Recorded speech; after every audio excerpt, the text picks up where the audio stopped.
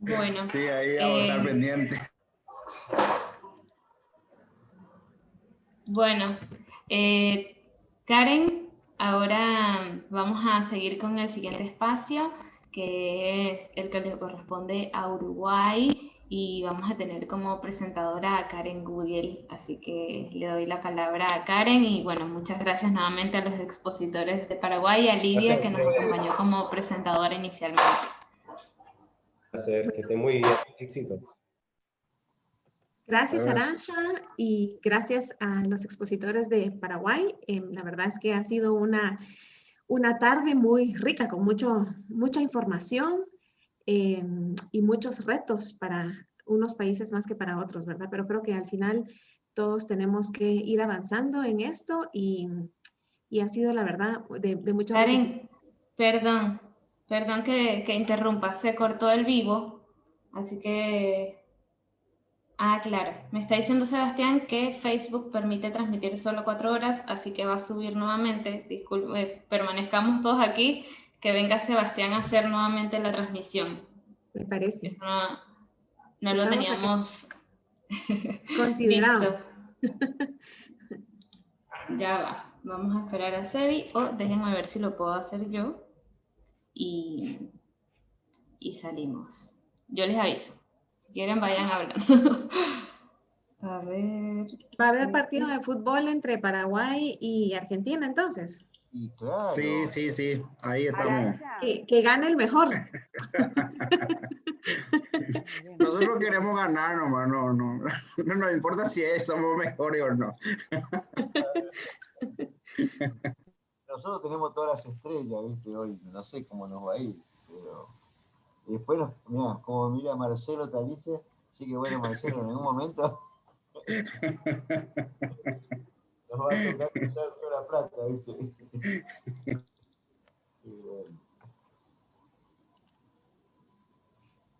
Bien, bueno, estoy aquí. Ahí creo que ya viene Sebastián. Así. Bueno, así hacemos un pequeño break. Me parece. Para los espectadores. Muy bien. Hola, Marcelo. doctora, un gusto. Encantada, ¿qué tal? No, yo le quería decir a Marcelo que el mensaje fue muy claro, tenemos que ser cortitos y al fútbol. Fue muy claro el mensaje y lo entendimos. Es cierto, lo que pasa, Jofre, te cuento, nosotros los uruguayos hoy no jugamos mañana. Entonces no tenemos hoy no sufrimos, nos toca sufrir mañana. Los veía muy distendidos, ¿viste? Digo, ¿qué pasa con los primos hermanos uruguayos?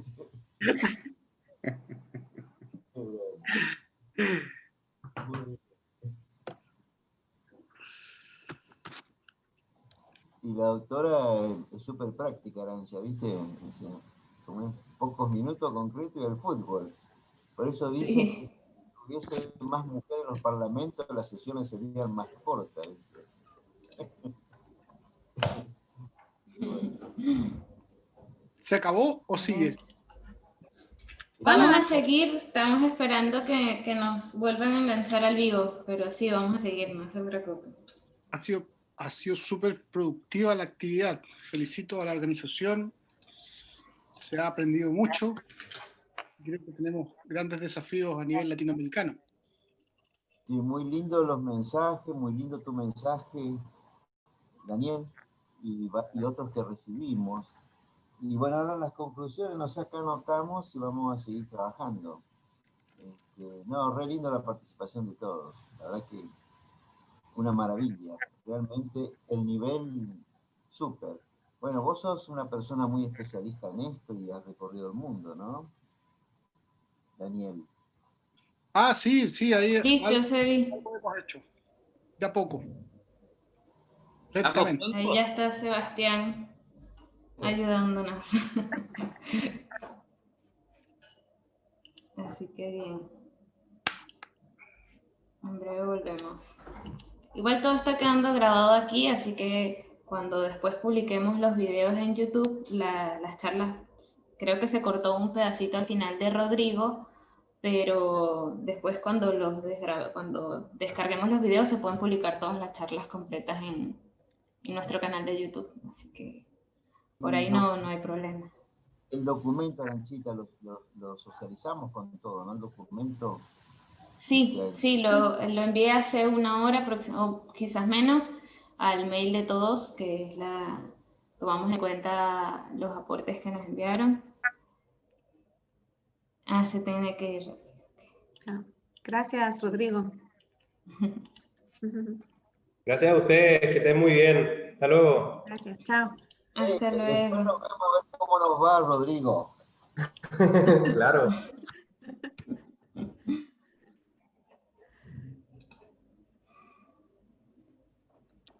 ¿La declaración se va a leer al final o se va a subir?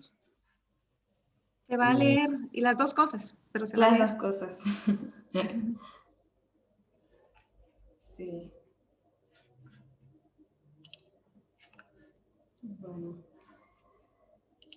Está hecho por mamás de personas con discapacidad y por hermanos.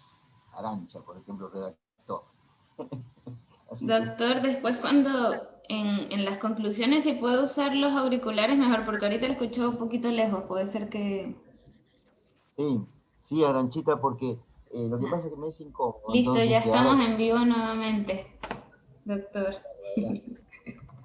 Bien, bueno, ahora estamos nuevamente en vivo, tuvimos un pequeño break, así que ahora le voy a dar la palabra a Karen Gudiel, que va a presentar el último, pero no menos importante, espacio de hoy, que corresponde a Uruguay. Así que adelante, Karen.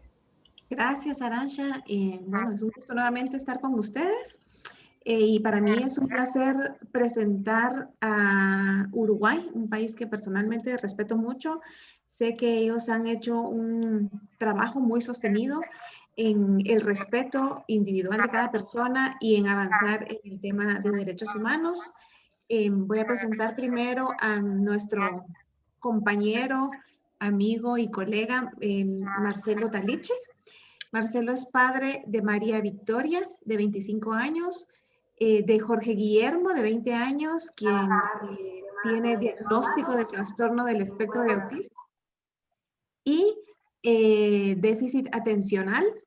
Él es abogado de la Universidad de la República UDELAR, miembro de Encuentro TEA, que es una asociación civil de padres, familiares y amigos de personas con trastorno del espectro de autismo, que tiene como finalidad promover el desarrollo e inserción en la sociedad de sus hijos. Marcelo está en el ejercicio libre de su profesión y es funcionario de la Agencia Nacional de la Vivienda. Bienvenido, Marcelo, y te dejamos el tiempo. Eres representante pues, de sociedad civil, así es que te escuchamos. Hola, buenas tardes. Muchas gracias, Karen. En primer lugar, te mando un saludo muy grande a ti y a todos los hermanos centroamericanos por el momento difícil que están viviendo, por el clima que no los está tratando muy bien, lamentablemente. También le mando un saludo a Jofre, es un gusto verlo nuevamente, y por supuesto, Luz, muchas gracias por acompañarme hoy. Yo simplemente quisiera hacer un panorama sobre la certificación de la discapacidad en Uruguay. En Uruguay, como en toda Latinoamérica, el tratamiento de la discapacidad, tanto desde el punto de vista legal como de la instrumentación de políticas públicas, ha evolucionado pasando de un modelo asistencialista a un modelo social, digamos, basado en el reconocimiento de los derechos de las personas con discapacidad, que como contrapartida el Estado tiene que garantizar. El paradigma que se busca implantar es el que toda persona tiene derecho a una vida digna, con igualdad de oportunidades que le permita insertarse en la sociedad de acuerdo a su esfuerzo personal, alcanzando el mayor grado de autonomía posible. Dentro de dicho marco, las personas con discapacidad deben poder gozar de los mismos derechos y tener las mismas obligaciones que una persona sin limitaciones, debiéndose proporcionar lo que la Convención sobre Derechos de las Personas con Discapacidad de la ONU denomina los ajustes razonables. Para poder alcanzar estas herramientas, las personas con discapacidad deben ser reconocidas como tales.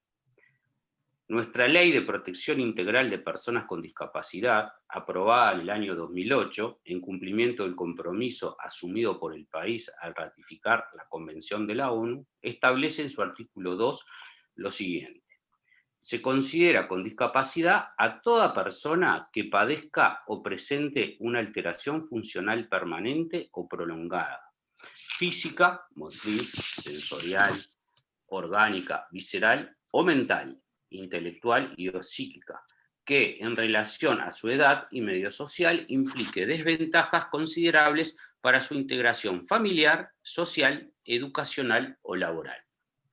A su vez, dicha ley crea la Comisión Nacional Honoraria de la Discapacidad, como un órgano fundamental para la elaboración, promoción y evaluación de las políticas públicas sobre discapacidad y la coordinación de la acción del Estado en sus distintos servicios. Esta comisión está integrada por delegados de los diferentes organismos públicos, de los diferentes organismos que deben intervenir en los distintos requerimientos sobre la discapacidad, tanto en el desarrollo social, en la seguridad, en la previsión social, en la educación, en el trabajo, en los seguros, también los gobiernos departamentales, el Instituto del Niño y del Adolescente. Y también está integrada por representantes de las asociaciones civiles con personas con discapacidad con personería pública. Según la ley, esta comisión honoraria, en coordinación con el Ministerio de Salud Pública, es la encargada de la certificación de la existencia de la discapacidad, su naturaleza y su grado. A su vez, la ley prevé la creación de un órgano para realizar una certificación única, la cual será válida para todas las instituciones de prestaciones sociales y será independiente de estas. Dice la ley que será especialmente tenida en cuenta a los efectos de la prestación asistencial y pensión que se brinda por vejez, a la incapacidad, por vejez o incapacidad a las personas carentes de recursos. Este órgano estará integrado con profesionales de la medicina, de la psicología y del trabajo social, y su funcionamiento, constitución y reglamentación estará a cargo de la Comisión Honoraria de la Discapacidad, el Ministerio de Salud Pública y el Banco de Previsión Social, que es el encargado de pagar las jubilaciones y las pensiones. Este órgano deberá tener la clasificación internacional de la OMS para el establecimiento de los baremos nacionales para instrumentar la certificación. Lamentablemente, todavía no se creó el órgano para la certificación única. En los hechos, la Comisión Honoraria para la Discapacidad, en materia de certificación de discapacidad, lo único que hace es llevar un registro denominado Registro de Personas con Discapacidad, que es simplemente un registro laboral de personas con discapacidad que funciona como un requisito obligatorio para aspirar a concursar por un puesto de trabajo en la administración pública, dentro del cupo sobre el 4% de las vacantes que se generen que la ley reserva a las personas con discapacidad. Para el resto de las prestaciones o ajustes razonables que las distintas entidades del Estado brindan, son las propias entidades que certifican la discapacidad según su propio criterio. Así, por ejemplo, si una persona discapacitada de bajos recursos quiere solicitar una pensión por invalidez creada para las personas con dependencia, será certificada por los profesionales del Banco de Previsión Social, que certificará según sus propios baremos, evaluando si es una persona con dependencia leve, moderada o severa, y graduando el beneficio, que de por sí es mínimo comparado con el costo de la vida en el país, de acuerdo a los demás ingresos con que cuente la persona o sus familiares a cargo. Además, por lo general, es un beneficio temporal y el beneficiario debe acreditar además por al vencimiento de cada periodo que sigue permaneciendo en una situación de dependencia. También, si una persona discapacitada quiere acceder al Sistema Nacional de Cuidados, que es un programa creado en la órbita del Ministerio de Desarrollo Social para personas en situación de dependencia, que no está destinado exclusivamente a personas con discapacidad, sino que también está destinado a la primera infancia y a los adultos mayores, y además se trata de un programa que brinda a los beneficiarios de muy bajos ingresos una ayuda económica para el pago de asistentes personales, debe ser certificado de acuerdo a los baremos del propio organismo, en este caso el Ministerio de Desarrollo Social o el MIDES. También en materia de salud mental existe un subsidio para aquellas personas discapacitadas que integran el Sistema Nacional Integrado de Salud, que es el sistema universal en Uruguay de servicios de salud para los trabajadores y sus familiares directos. Este servicio se brinda a través de las mutualistas, los hospitales privados y los servicios privados de salud. En estos casos equivalen a lo que hoy Joffre decía, son las, ¿cómo que tú lo llamabas, Joffre?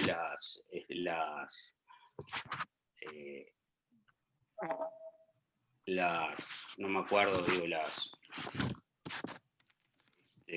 bueno, no me acuerdo ahora el nombre que le dan en Argentina. Bueno, en estos casos también los beneficiarios deben estar certificados por un equipo de especialistas que brinda el Ministerio de Salud, que brinda el subsidio. Es decir, que en definitiva, si bien la ley establece un sistema de certificación universal, en los hechos todavía no se ha instrumentado, dándose la paradoja de que los propios organismos que integran la Comisión Honoraria de la Discapacidad y brindan distintas asistencias, cada uno emplea un criterio propio, con mayores o menores exigencias según las posibilidades económicas que les brindan los recursos que administran. El hecho de que todavía no haya un sistema de certificación única de la discapacidad y que no se haya constituido un registro único en el Uruguay dificulta enormemente esta tarea, en especial a las personas con TEA, que en general carecen de autonomía y deben actuar ante los distintos organismos del Estado representados por sus familiares a cargo. Finalmente, para terminar, tenemos que ser conscientes que la certificación no solamente es importante como una herramienta para el goce de los derechos de las personas con discapacidad, sino que también es importante para los apoyos necesarios que necesitan estas personas para poder administrar y disponer libremente de sus propios bienes. Sobre este punto es que, por suerte, hoy tenemos con nosotros a la doctora Luz Calvo, que es profesora de Derecho de Familia en nuestra Facultad de Derecho, que nos va a hablar sobre esta especial, digamos, forma de certificar la discapacidad. Karen, si querés, podés ya presentar a la doctora. Claro que sí, Marcelo, muchas gracias por tu exposición. Bueno, doctora Luz Calvo, muchas gracias por estar con nosotros, por aceptar esta invitación. La doctora es doctora en Derecho y Ciencias Sociales de la Universidad de la República, UDELAR, profesora adscrita y directora del Instituto de Derecho Civil de la UDELAR, cuyo contenido comprende todo el programa relativo a derecho de personas, derecho de los bienes y modos de adquirir, derecho de familia personal y patrimonial y derecho de las sucesiones. Ejerce de la profesión exclusivamente en las áreas de derecho, de familia y sucesiones. Muchas gracias nuevamente, doctora, y el tiempo es suyo.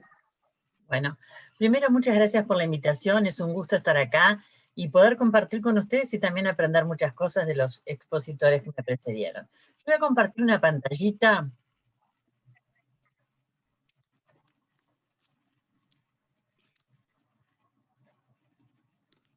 Bien. Creo que los cambios en el mundo del derecho son muy trascendentes y muy importantes y se proyectan en la vida de las personas. Y nosotros hemos tenido un cambio de paradigma, ¿sí?, en lo que podemos decir que ha sido la dicotomía tradicional. ¿Qué no me pasa esto?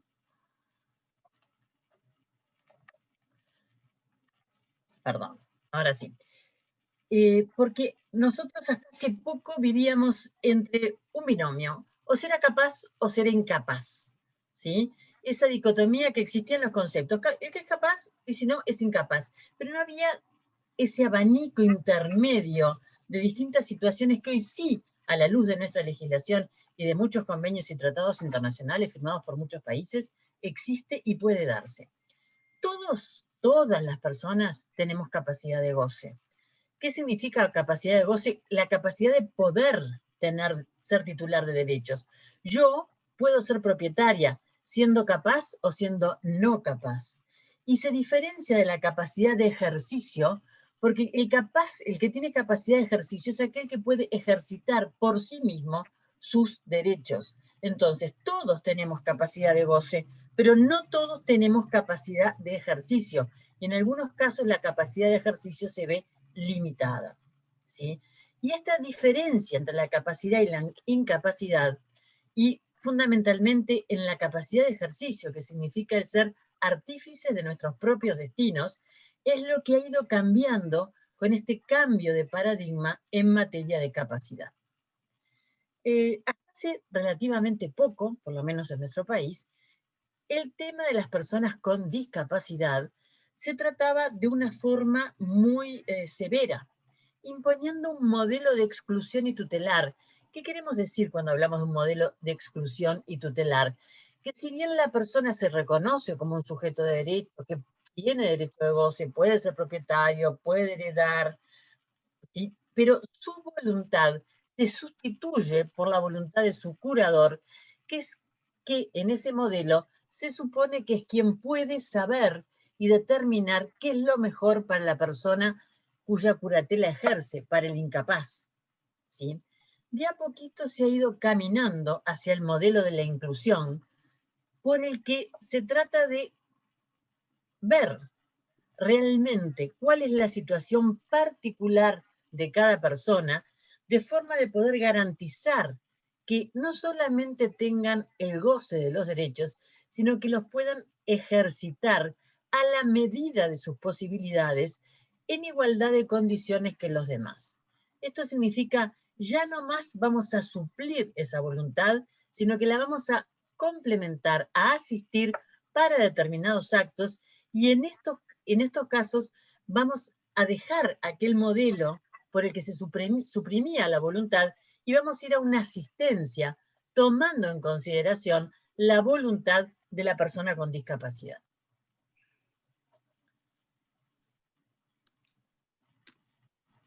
Nosotros tenemos a través, o sea, porque la normativa interna uruguaya lo reconoce, pero lo reconoce a través de la ratificación de tratados. No está en nuestro Código Civil o no está en nuestras normas sustanciales principales, ¿sí?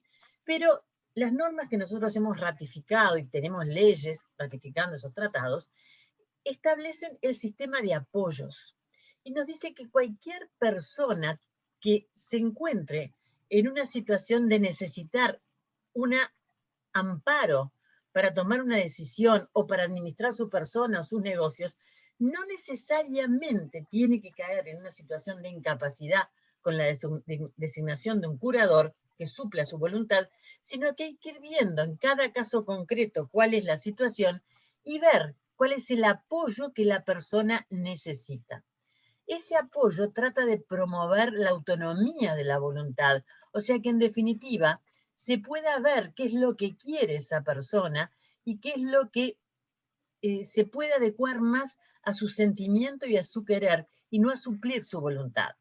Y entonces, el apoyo que lo designa el juez y que es distinto que el curador, es una persona que inclusive hasta la puede sugerir el discapacitado como de su confianza para que tome esa situación de apoyo para que pueda transitar en la vida jurídica y en la vida en general con la asistencia para determinados actos concretos.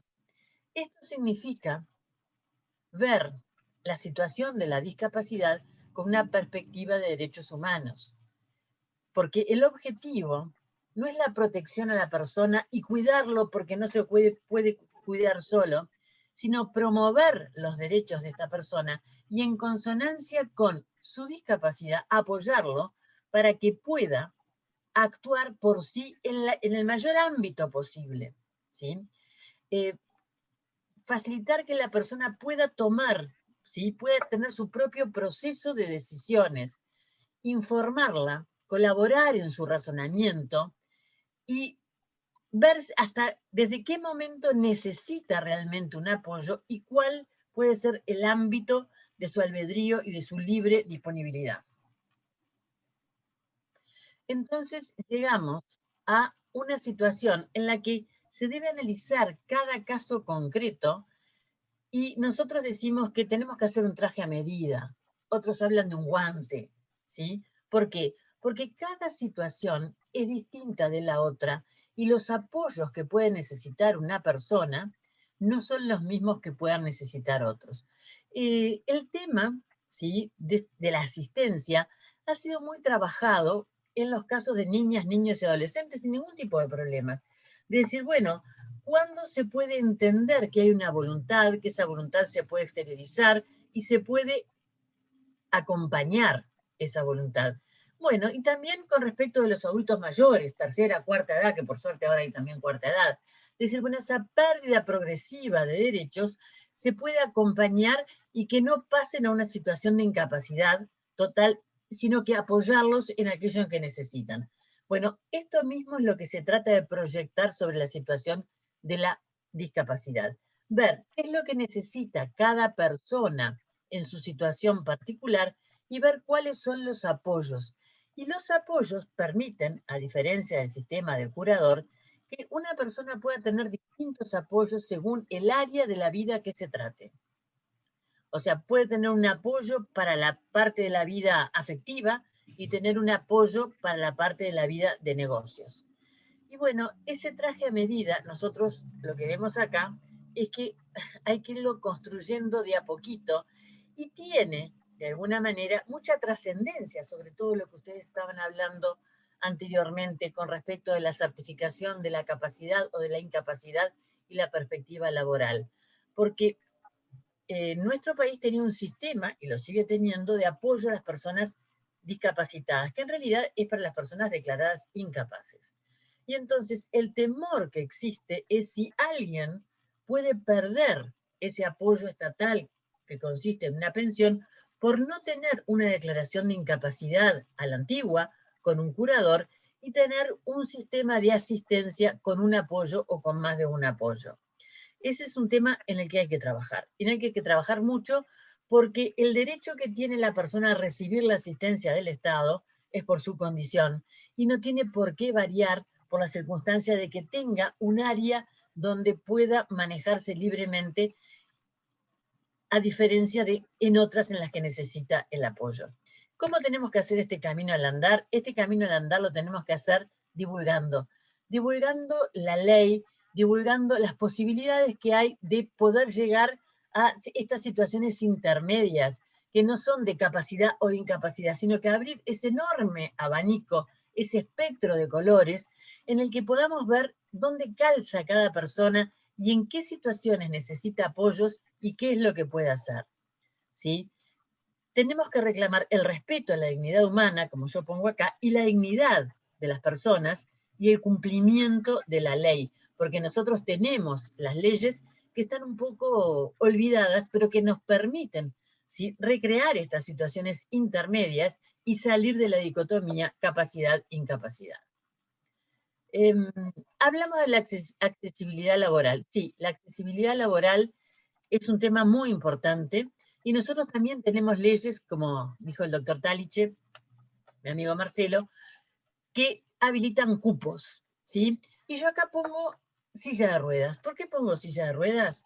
Porque en general, cuando hay cupos que permiten que discapacitados entren con determinados beneficios fiscales para la empresa o hay alguna obligación de que el Estado tome determinado porcentaje de empleados que tengan algún tipo de discapacidad, terminan siendo elegidos aquellas personas que tienen una discapacidad física. Por eso pongo yo niños silla de ruedas o personas silla de ruedas, como para ver ese enfrentamiento que tenemos. Y las personas que tienen alguna discapacidad mental o algún disfuncionamiento en el orden mental se ven postergadas porque quizá las pruebas no están hechas a la medida de lo que sí pueden rendir, porque no hay duda de que tienen un ámbito laboral.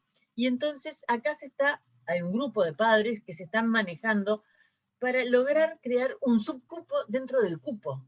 ¿Qué quiero decir cuando hablo del subcupo adentro del cupo? Tratar que dentro del cupo de las personas con discapacidad, que las empresas, tanto estatales como las empresas privadas, tienen la obligación, cuando tienen determinada cantidad de empleados, tienen la obligación de tomar, ¿sí? Y además tienen determinados beneficios fiscales, dentro de ese cupo haya un cupo que esté necesariamente destinado a las personas que tienen una discapacidad mental, para poder así asegurar el acceso al trabajo y que no quede restringido al tema de las personas que tienen una discapacidad física, pero que mentalmente no tienen ninguna discapacidad. Bueno, voy a cerrar esto y estar acá. Este es un camino que en nuestro país está siendo difícil y que se puede entender por parte de los distintos actores. Por suerte, la Suprema Corte de Justicia ha hecho capacitación a los magistrados, y a veces somos los abogados los que desconocemos que no es necesariamente lo único que se puede llegar a lograr es proteger, entre comillas, a una persona con una declaración de incapacidad. Porque la declaración de la incapacidad es casi más o menos como decretarle una muerte civil. Y porque el que está declarado incapaz, hay una cantidad de cosas que, como todos sabemos, no pueden hacer, no pueden votar, no se pueden casar, no pueden hacer pequeñas operaciones, aunque sean pequeñas, de la vida diaria. Y la posibilidad de establecer ese traje a medida, ese guante que nos diga, no, esta persona está en condiciones de hacer esto o de hacer aquello, o la limitación que tiene es solamente con respecto de, por ejemplo, operaciones de montos mayores. Yo siempre cuento, ¿sí? Y esto yo sé que están todos apurados y le voy a hacer muy cortito, yo tengo un hijo con discapacidad que tiene retraso mental, ¿sí? Moderado. Y bueno, llega un momento en el que uno tiene que resolver la vida. Y la vida la tiene que resolver porque hay determinados requisitos y determinadas cosas que tiene que ir salvando. Y bueno, nosotros nunca se nos ocurrió pedirle la declaración de incapacidad. Pudimos solventar su situación, no necesitamos que obtuviera un pase libre para el transporte en los ómnibus, el transporte terrestre acá en Montevideo, y bueno, lo fuimos dejando y uno lo va dejando y después la ola se viene y nos golpea. Yo enviudé y bueno, tengo otros hijos con los que no tuve problema, seguimos manejando la situación, pero después se murió mi suegra. Y entonces entraba mi hijo en el tema de la sucesión, el que tiene discapacidad. Y entonces tuve que enfrentar y dar ese paso que de alguna manera a uno le cuesta darlo y decir, bueno, no tengo más remedio porque yo no puedo, hacer algo que sé que no está bien del todo. No puedo ponerlo a él a vender inmuebles, a resolver sobre negocios cuando sé que no está capacitado para hacerlo. Entonces decidí hacer una situación de pedir un apoyo, ¿sí? No una incapacidad, y me costó mucho lograrlo. Me costó mucho lograrlo porque todavía no está aceitado el sistema. Inclusive cuando fui a la entrevista con el médico forense, me dijeron, no señora, dígale al abogado que se equivocó, esto que usted que están pidiendo por su hijo acá es imposible, no se puede lograr esto, o acaso es capaz o es incapaz. Y yo le dije, mire, discúlpeme, me parece que no es tan así, y empezamos a hablar, y me dijeron, qué suerte, porque si fuera así, nosotros, los médicos forenses, que certificamos, los psiquiatras forenses, nos encontramos que hay situaciones que no es para declarar incapaz a una persona, pero que tampoco es para no ponerle ciertas limitantes en su vida cotidiana, ¿sí? Y bueno, y entonces yo remé en la situación de mi hijo y pude lograr que en definitiva se le nombrara un asistente, porque es acá los apoyos que habla la ley y que habla la convención, acá se le llaman asistentes, para ciertos actos patrimoniales de porte mayor, ¿sí? Aquellos en que en realidad necesitaba de un complemento de su voluntad. Pero él está ahí y él firma y se le apoya en las situaciones en que debe ser. Y para mí fue muy gratificante, porque el día que fuimos a la sentencia, que fue acompañado por sus hermanos, cuando terminó me dijo, qué suerte mamá, no soy incapaz. Y eso demuestra que las situaciones se entienden y que de alguna manera se viven y que Por eso mismo nosotros tenemos que luchar con toda esta situación y tratar de que se pueda revertir, ¿sí?, este concepto que todavía está muy afincado de la capacidad e incapacidad, de esta dicotomía que nos está marcando, y poder salir y hacer tantos trajes a medidas o guantes en función de la situación de cada persona para poderlo insertar en la sociedad de la mejor manera y con el ejercicio en la mayor medida que pueda de sus propios derechos. Nada más y muchas gracias.